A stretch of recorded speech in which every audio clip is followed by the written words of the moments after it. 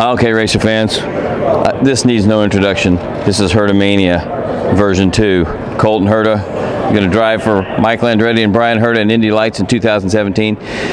Kid, what I was most impressed with is when you went to Europe when you were 14, 15, whatever you were, you weren't old enough to drive or drink either one, but you're out there racing all these Euros, and I don't think they like getting beat by Americans. Just encapsulate what the last couple of years has been like for you and how it toughened you up. It's been amazing. I learned to cook, learned to clean. I was living on my own at 14, so it was awesome.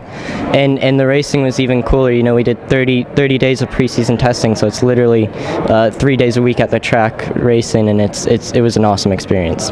Did you get the feeling that they welcome Americans, or all they ever want to do was kick your butt?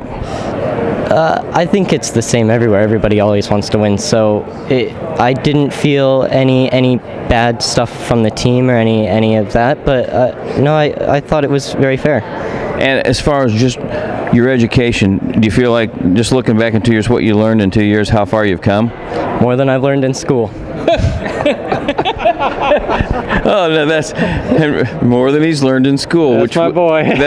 Did you make it through high school, Herta? I think you did, didn't you? I made it almost all the way through college. Yes. Damn. Well, yeah. Yes. All right. When he first started racing, one of the great stories was he goes over in a go-kart and ruptured his spleen. He's bleeding or something. You're going to the hospital, and your wife's a nervous wreck, and he leans over to you and says, "Am I going to make it back in time for the final?" Am I going to make it back in time for the final? I would think right then the light bulb went off, and I said to you, that guy wants to be a race driver, and you can't teach that.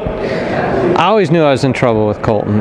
I mean, just growing up at the track and being around it, and he just always had that spark in him that he wanted to do this. I've got 3 kids. My other 2 love racing but don't want to do it, but he always did. So for me as a parent, just such an amazing sense of pride to watch him really on his way now. He's worked so hard, really proud of what he did. Moving away to Europe was hard for us. We missed him on his own, and then to come back here and have this opportunity with Andretti Steinbrenner Racing, I mean, he's got his whole world out in front of him now, and I'm just so proud and excited. And I actually don't even have anything to do with the Lights team.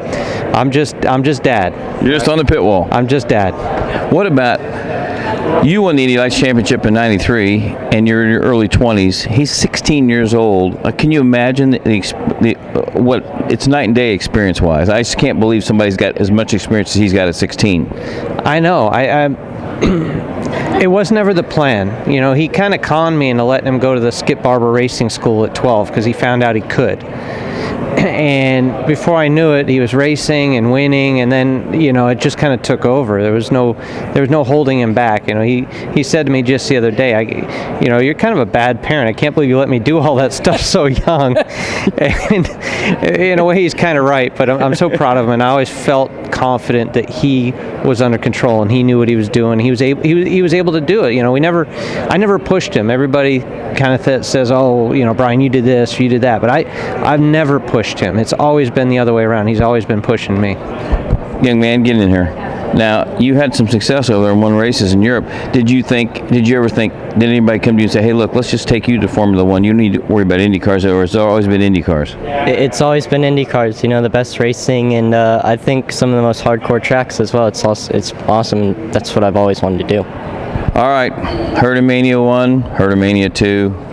This is going to be a fun year in Indy Lights, and you folks better keep your eye on car number 98, and keep watching Racer.com too. I need to eat.